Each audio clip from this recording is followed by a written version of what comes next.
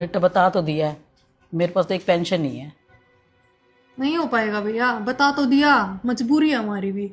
चल ठीक है बहन, कोई ना, मैं ही करता हूँ कहीं ना कहीं जुगाड़ को।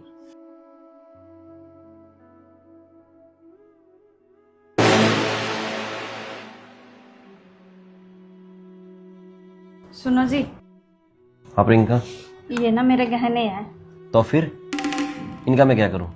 तो प्लीज़ आप ना मुझे गलत मत समझना। मैंने ना आपकी मम्मी की और दीदी की सारी बातें सुन ली है। आप मम्मी से और दीदी से 5 लाख रुपए मांग रहे थे ना, तो ये लो मेरे गहने और आप अपना काम चलाओ। आखिरकार मैं इस घर की बहू हूँ, आपकी पत्नी हूँ, मेरा भी कुछ हक बनता है कि मैं आपके दुख सुख में काम आ सकूँ। तो आप ऐसा करो, ये गहने लो और अपना काम चलाओ। अरे मैं इन गहनों का क्या करूँगी, मेरा असली गहना तो आप हो।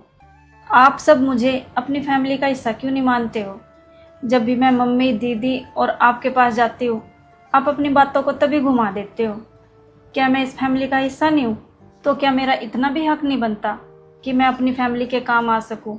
अरे नहीं नहीं यार, मैं इनको नहीं ले सकता। नहीं नहीं, अगर आप मुझे इस घर का और अपनी फैमिली का हिस्सा मानते हो ना, तो आज ये आपको गहने रखने ही पड़ेंगे। तेरी सारी बातें ठीक है प्रियंका, पर यार प्लीज, मैं इन गहनों को नहीं ले सकता।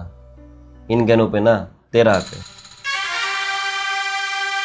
भैया भाभी बिल्कुल सही कह रही हैं।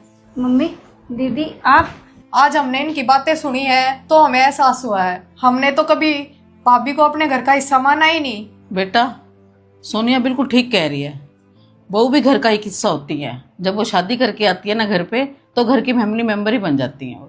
लेकिन आज भी कुछ ऐसे घर हैं जो बहू को अपना फैमिली का हिस्सा नहीं मानते। वो अपनी बहू को घर के फैमिली का हिस्सा इसलिए नहीं मानते और घर की बातें बहू के सामने इसलिए नहीं करते कि बहू हमारी बातें सुन के बाहर लोगों को ना बता दे। बहू को इसलिए कह रही हूँ, घर की सारी बातें पता होनी चाहिए। भाभी मुझे भी आप माफ कर दो, मैंने भी आपके साथ अच्छा व्यवहार नहीं किया बिल्कुल भी। बेटा तू मुझे भी माफ़ कर दे, क्योंकि तू इतनी अच्छी है कि अपने घर से लाए हुए गहने भी तूने मेरे बेटे को दे दिए, तो इसलिए मेरे को भी माफ़ कर दे।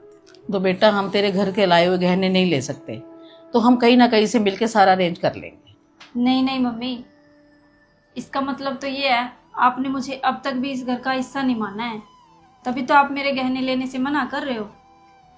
अरे नहीं प्रियंका, ऐसी कोई बात नहीं है।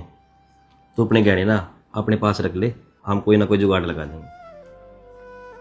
हाँ तो दोस्तों, देखा आपने, तो भाई अगर कोई लड़की शादी के बाद आपके घर में आती है तो वो आपकी फैमिली का, आपके घर का हिस्सा बन जाती है। तो उससे बातें छुपाना सही है या गलत, बाकी कमेंट करके आप बताओगे। मेरी नज़र में तो